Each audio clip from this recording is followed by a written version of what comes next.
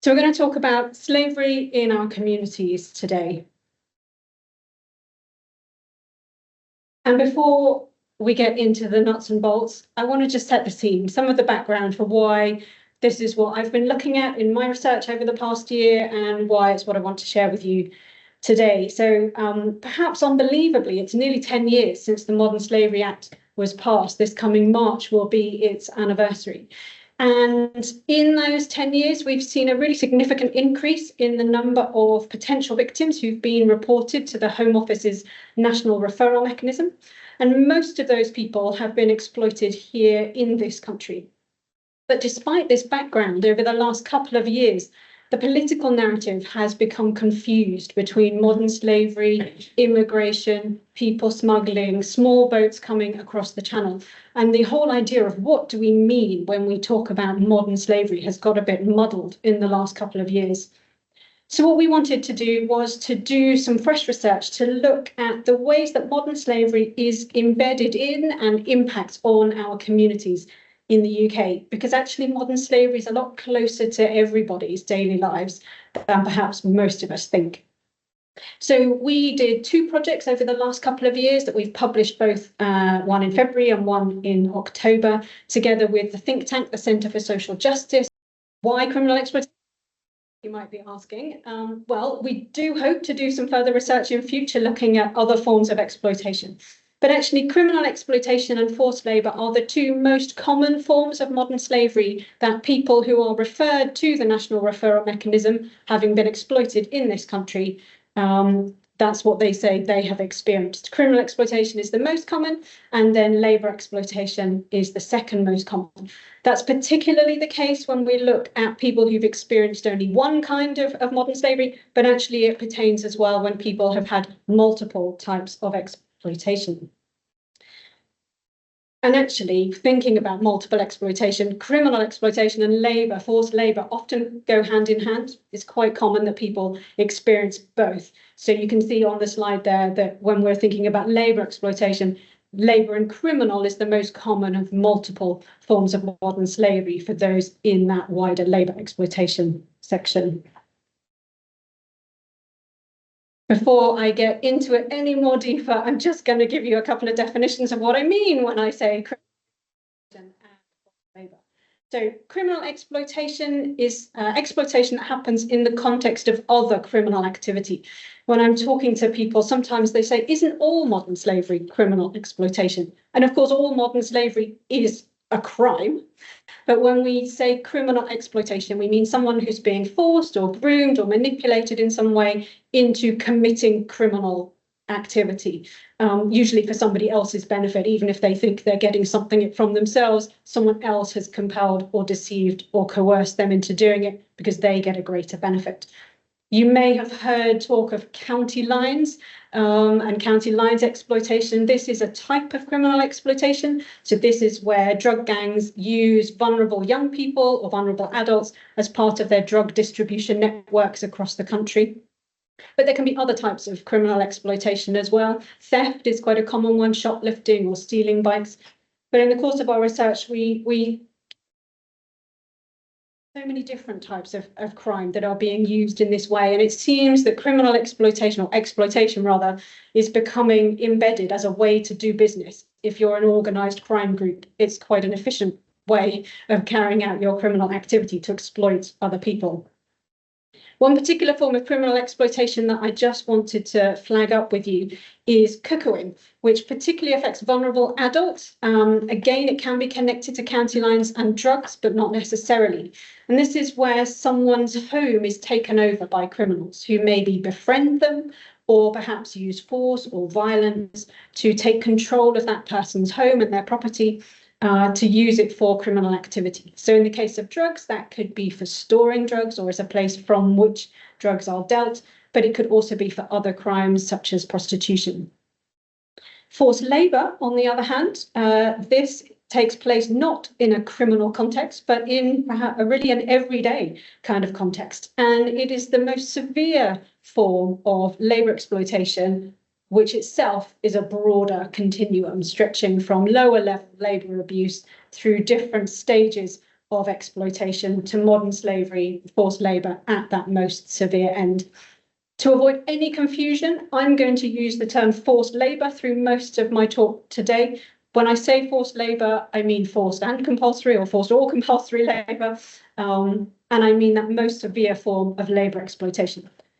You'll see on some of the slides the term labour exploitation in relation to data. Some people use that when they're talking about data, but we're always talking about that most extreme end in the context of what we're talking about today. So forced labour is where somebody is coerced or deceived into working for little or no pay, or when somebody else has control of the wages that they are being paid, so the victim themselves doesn't have access to it, or perhaps someone is forced to work or compelled or coerced into working in order to pay off excessive and often illegal and illegitimate debts. It might have been to do with their travel to the UK or for a visa or some other debt that they have incurred. It's often accompanied by threats and physically demanding work and unsafe working conditions, but not in all cases. There are different types of modern slavery in different contexts. Thinking now about our title, Slavery in Our Communities. Forced labour and criminal exploitation aren't just the most common forms of modern slavery in the UK at the moment, but they're also embedded in and have a significant impact on our communities. So from the NRM data, we can see that most victims of criminal exploitation are British, 64%, and there we see an immediate connection to our communities. These are people who are in our communities, have grown up in our communities, who end up being exploited. Most of them are also young people, according to the NRM data, 2/3 are under 18, and most of them are male, 89%. You can see from the graph that large tower on the left of UK nationals, and the grey chunks that you can see there are young people. So we can see the predominance of young people in that British cohort, and you can see how that towers over the other most common nationalities. But the really interesting thing we found when we were doing our research, that if you put those three most common characteristics together, so British, male, and under 18, British boys, in essence, British boys make up 45% of all criminal exploitation victims referred to the NRM. So they're really dominating in terms of their exploitation in that whole criminal exploitation picture. We did hear from people as we spoke to them in the course of our research that probably female victims are not being spotted. So there probably are more female victims who aren't being referred. Still some perception that this does happen mostly to boys. But in general, I think it's something worth considering. We know that all sorts of vulnerabilities, not just being a young person, can put you at risk of modern slavery across all kinds of exploitation types. It's how exploiters manipulate people, what they use in order to coerce them. And there are some similarities across all types of exploitation and modern slavery, things like poverty, mental health, learning disabilities, and so on. But in the course of our two pieces of research, there are some particularly interesting ways that they come into play in these two different types of modern slavery. So if we think about criminal exploitation, I already said the majority of these are young people. And some of the specific vulnerabilities for young people that we found in our research include things like family circumstances. If there's been domestic abuse in the home, that can create an additional vulnerability. Or if there's been family breakdown, the instability that that can cause, parents, single parents having pressure on them financially to work, absence therefore from the home. School exclusion, if you're out of school, you're just easier for people to prey on you because you're potentially on the streets. All of these things can play a part in making young people more vulnerable to criminal exploitation, but not necessarily so. There are also indications that people who don't have any of those other vulnerabilities being targeted through technology. So social media, online gaming is also a thing that can make young people a target for this kind of exploitation. One of the particular types of vulnerability, though, is around poverty and deprivation. We did some polling last year, which showed that a quarter of the people in the most deprived constituencies had seen signs of criminal exploitation in their community, compared to only 15% in the least deprived communities. And on schooling, twice as many teachers in those schools with the most deprived students had encountered what they suspected was criminal exploitation compared to teachers in the most affluent schools. And I think we're thinking about that theme of the talk today of slavery in our communities and the impact on communities. It's really notable that communities that are already struggling are facing the greatest threat from criminal exploitation as a type of modern slavery. That was vulnerability to criminal exploitation. Thinking now about vulnerability to forced labour, again, poverty is an issue. And in this case, particularly that desire to work and to earn money to support your family, especially if you're a migrant, to support your family back home. That can make people even more vulnerable because forced labour often presents as an advert for a job, a regular job in a regular form of employment that you're familiar with. And so that attracts people. And then it turns out not to be the job they were expecting. And I think we can see that in the data we looked at in terms of adults on the majority of victims of forced labour. And we looked specifically at our justice and care cohort and also some data from the Police National Database. And that was able to even pin it down that the most common age range of victims of forced labour are people between the ages of 25 and 54, that prime working age. So you can see how people who are looking for a job are particularly at risk of being preyed on in this way. Homelessness can be a particular issue for people who end up in forced labour, especially British nationals, because often a job, especially a forced labour job, which isn't therefore a real job, comes with the offer of accommodation. And if your housing situation is insecure, if someone says, come and work for me on my building society, come and work for me on my farm, I'll give you somewhere to stay, that makes that an attractive offer for you. Other vulnerabilities that people face in forced labour, common to other types of modern slavery, things like a lack of English language if you've come from another country, or not understanding how the UK system works. If you're a victim of any kind of modern slavery, that could be part of your story. But in the case of forced labour, if you don't understand about how contract law works, if you don't understand, if you're not used to being paid, for example, directly into your bank account, and you're used to getting paid in cash, that makes you more vulnerable to someone coming alongside you and saying, well, don't worry, I'll sort out the money, they can pay me and then I'll give it to you. Or let me help you with your contract, I'll sort it out. And so that puts people at even greater risk of unfair terms or just missing out on their money being taken by someone else. And the other one, again, can also impact other people, is your immigration status. All modern slavery victims who have an issue with their immigration status, that can be part of their story that makes it difficult for them to report, but also it makes it easier for them to be controlled because their exploiter will say to them, well, if you go to the authorities, they'll just deport you. But if you imagine that you're someone who came to this country on a visa to work specifically for one employer, then if they say, well, you can't go and work for anyone else because it says so on your visa, that's an even stronger control because you know that to be true. So it's an even greater barrier to you seeking help and assistance. On to my next theme in terms of how it impacts our communities. Forced labour, as I said, impacts actually the majority of foreign nationals rather than British victims in comparison to criminal exploitation.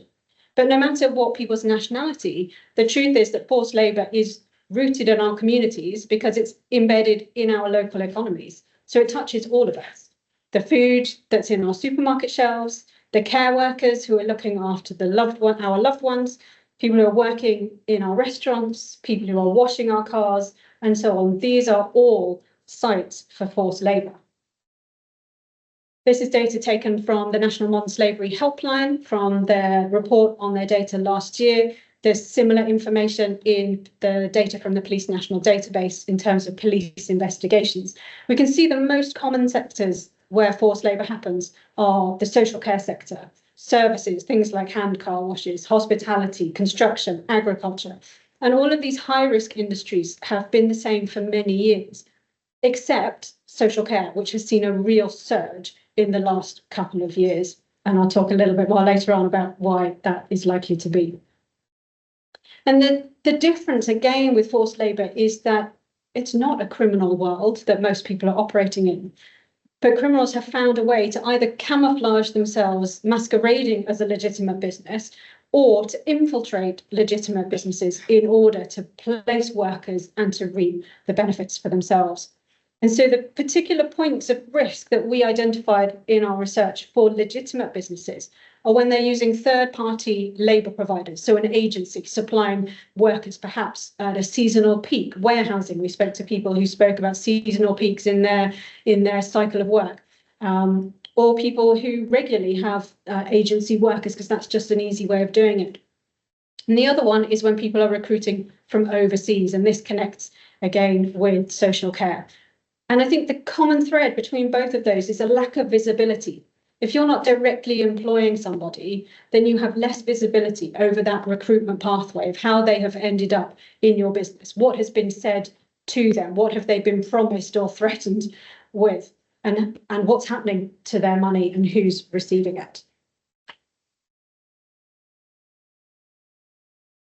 We've spoken a bit about our communities, but now let's think about the impact on the individuals. Threats and violence are common in both criminal exploitation and forced labour, and that can leave people with physical injuries and with trauma and mental health issues. If we think particularly about young people in criminal exploitation, they may miss great chunks of their schooling, which has not only an impact on them then and there, but of course has an impact on them and their future. If we think again about criminal exploitation, whether adults or children, many victims are still being prosecuted as offenders. So again, they end up with a criminal record or sucked deeper and deeper into a criminal underworld and a criminal lifestyle, which has an impact on them and their future. In the case of forced labour, the most obvious impact on people is a loss of earnings. But then, as I said, there can also be physical results if you're working in unsafe conditions without the safety equipment that you might need, with long working hours.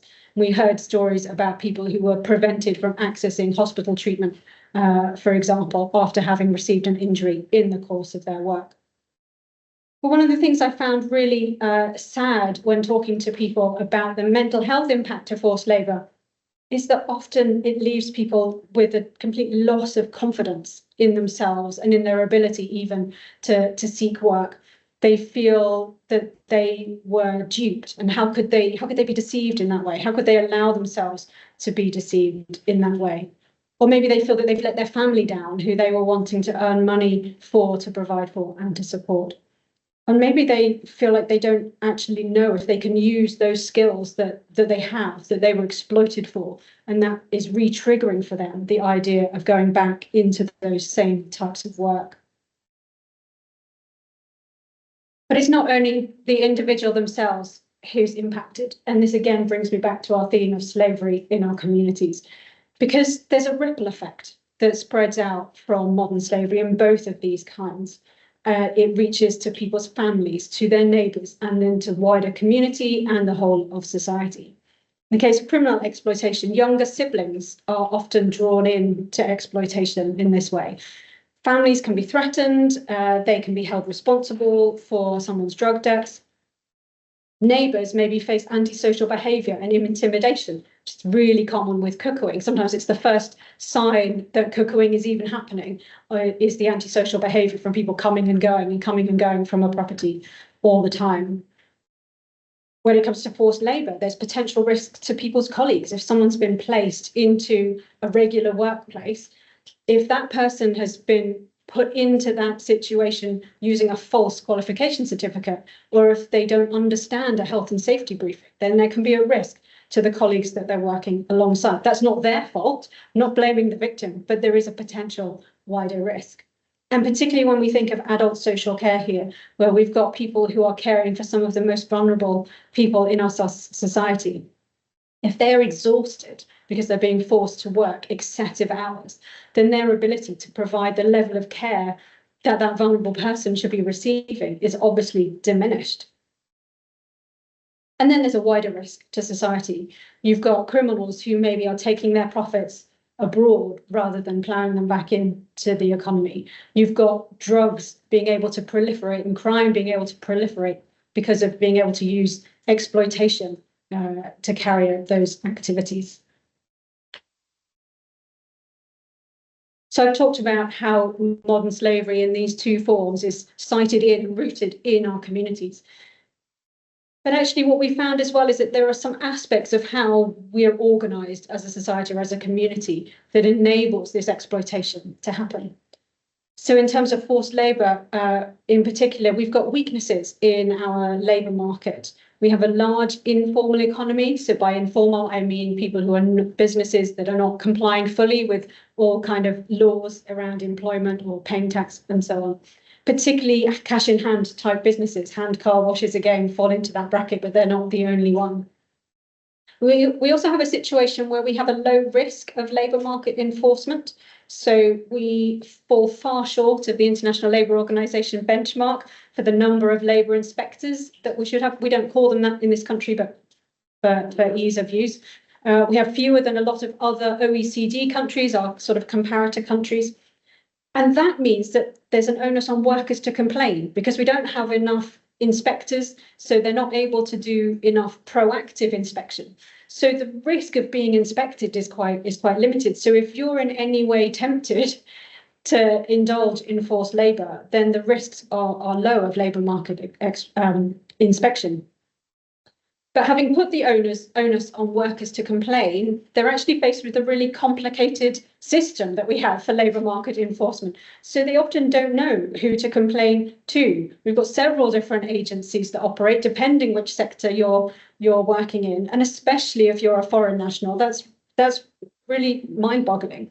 Not to mention the fact that you're probably quite fearful of engaging with anyone in authority at all. Having said that, in terms of lack of labour market enforcement, there are businesses who are trying to be responsible and take action, particularly those who know there's a risk in their supply chain. And this is something that I think has really increased in the last 10 years since the Modern Slavery Act. We have seen real improvements there.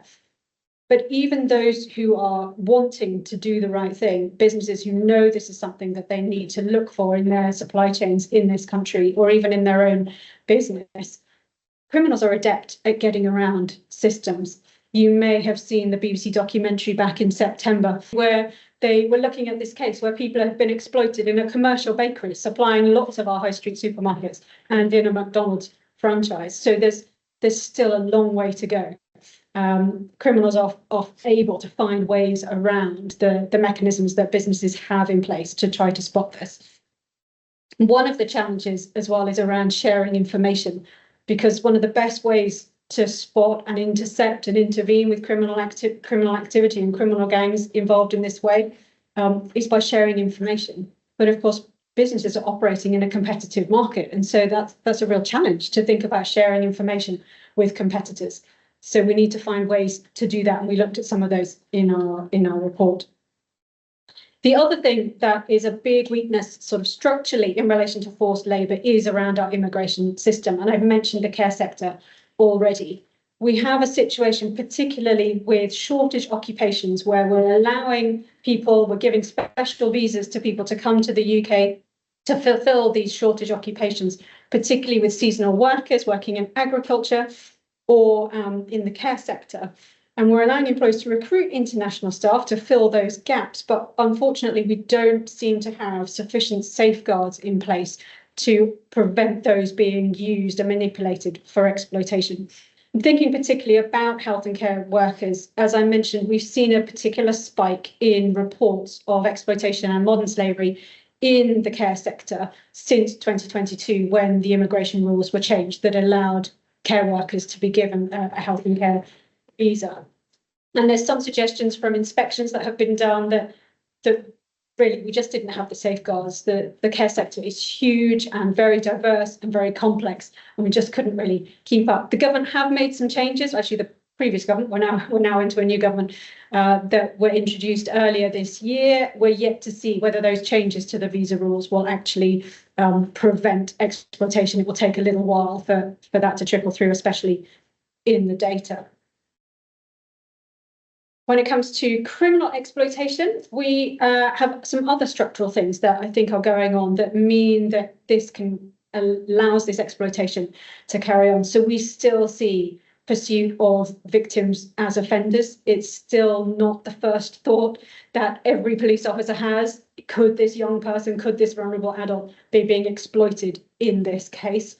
It's not helped by the system that we have. Our criminal justice system requires police officers to treat somebody as either a suspect or as a victim. And there are very strong procedural pathways, which are very different depending on which bracket you put the person into. So they're under pressure to think about actually which is it? How am I going to deal with this person? Specialist officers who are specialists in human trafficking and exploitation, they know what to look for. But a lot of these cases, especially if it's shoplifting, for example, they may be being dealt with by local police who don't necessarily have that awareness and knowledge. Not to mention that the police are under incredible resource pressure in terms of their time and pressure to just get on and solve cases. And so do they have the time to really stop and think about all of the background that could be going on when someone is presenting in front of them with stolen property? That's just a much easier response. We also have, unfortunately, a lack of data around the statutory defence. So the statutory defence was introduced in the Modern Slavery Act, which allows somebody who has committed a crime, if they have committed that crime under compulsion because they're a victim of human trafficking, that can be a defence. So then they either wouldn't be prosecuted or punished.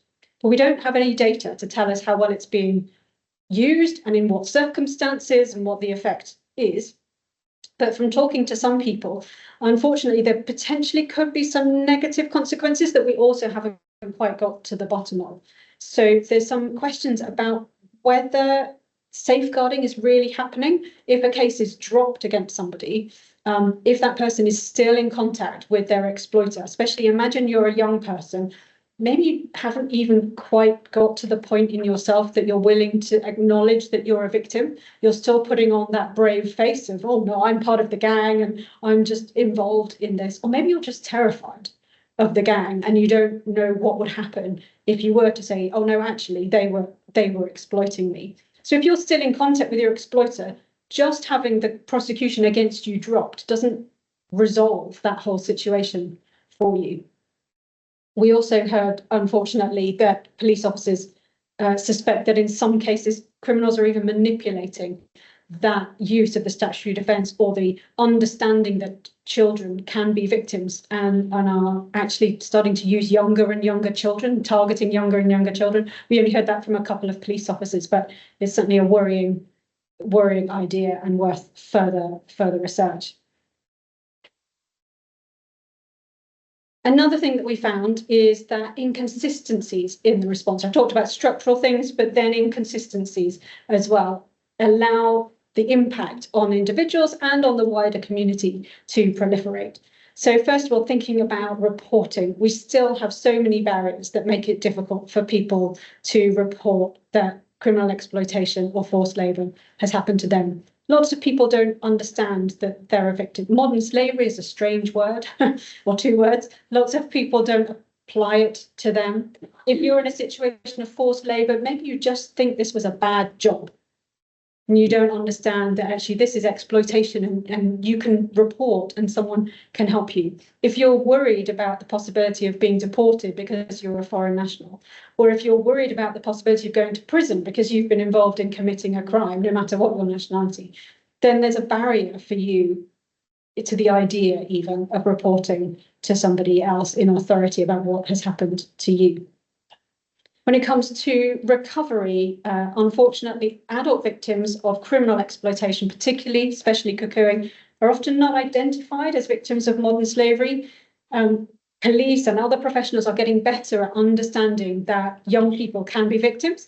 But we did hear from lots of people who said the older somebody gets and the closer to 18, or when they tip over that barrier over 18, the less likely it is that they will be understood as a victim and more likely to be treated as a criminal.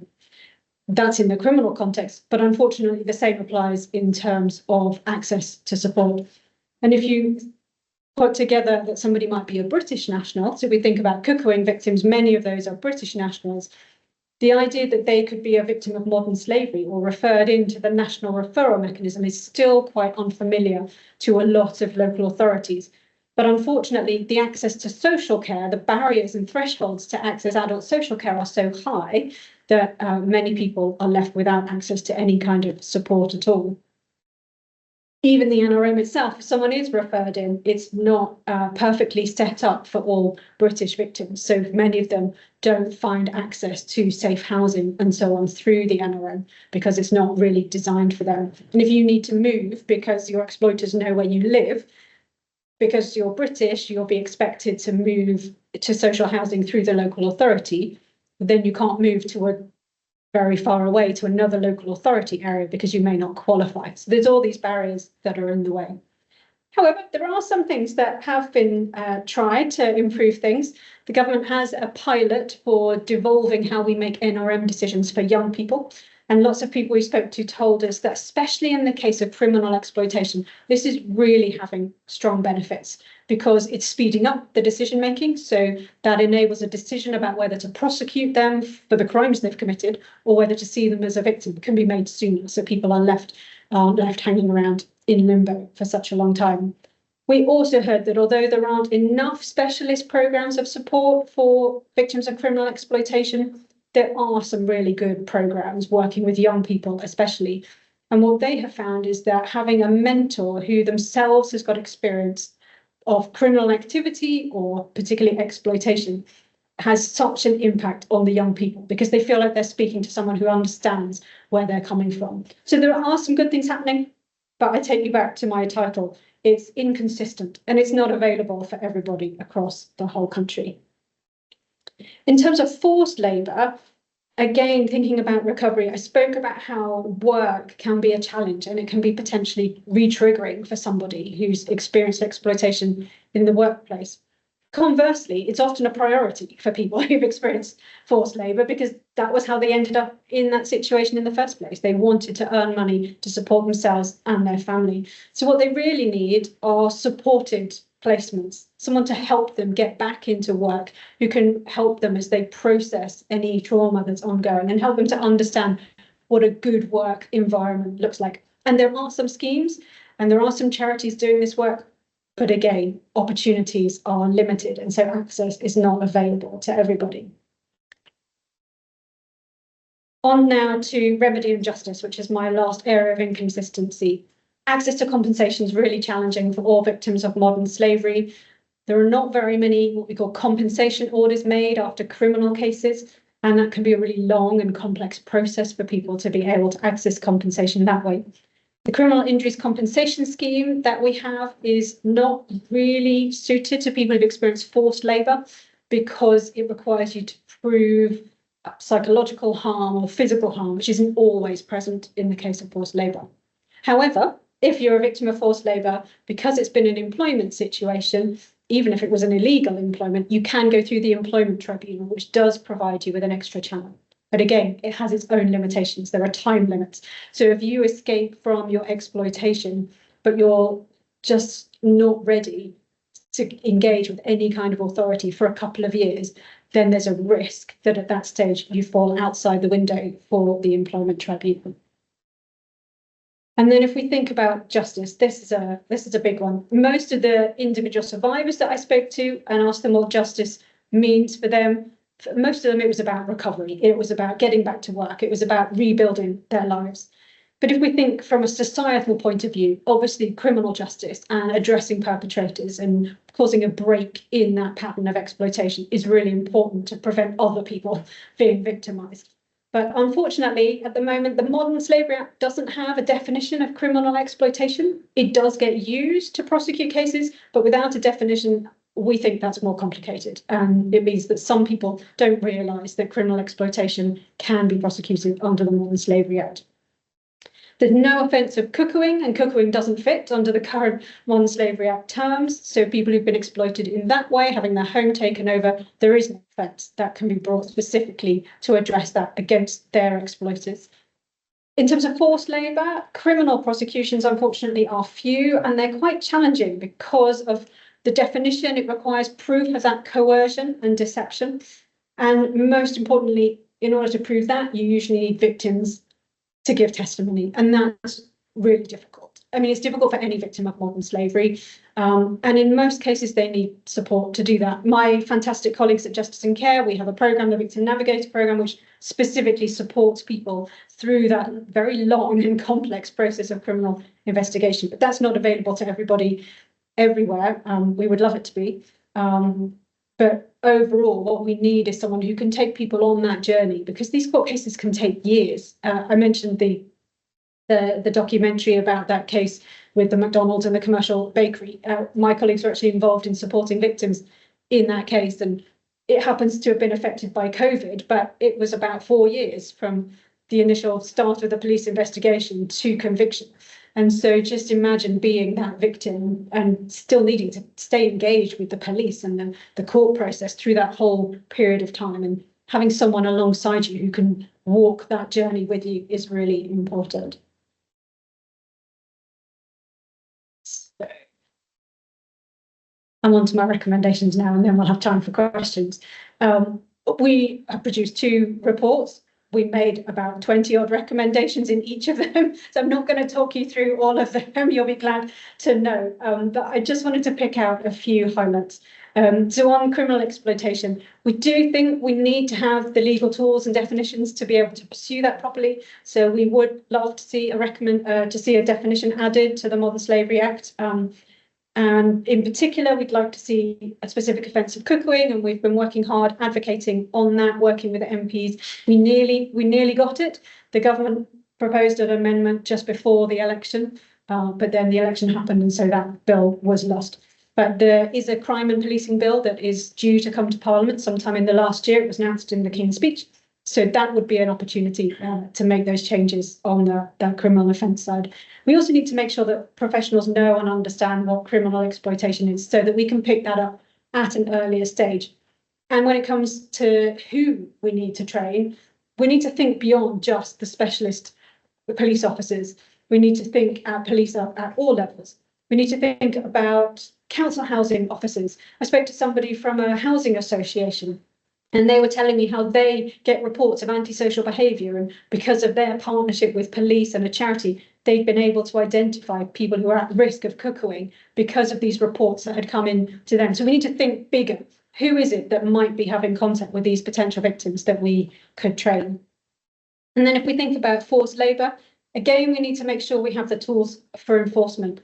And there is a hopeful promise here. The government has announced that they will be creating a Fair Work agency, which will bring together, if you remember, I talked that there are different agencies responsible for labour exploitation. And the government's going to bring those together into one combined agency, which definitely has the possibility of making it less complicated, making it easier for victims to report. But we would love to get more detail on that and make sure that that agency has more staff, because just bringing them together is not going to solve all of the other problems that we talked about. And we really want to see that Fair Work agency taking a victim-centred or worker-centred, for their broader remit, approach, so that we think about how they engage with people who are potentially victims of forced labour and modern slavery. So they do that in a sensitive way, and a way that is able to be responsive to those individuals. As I said, the Fair Work agency is on its way. The legislation creating the wider powers is in Parliament at the moment. So we're already starting to think about how we can engage with that.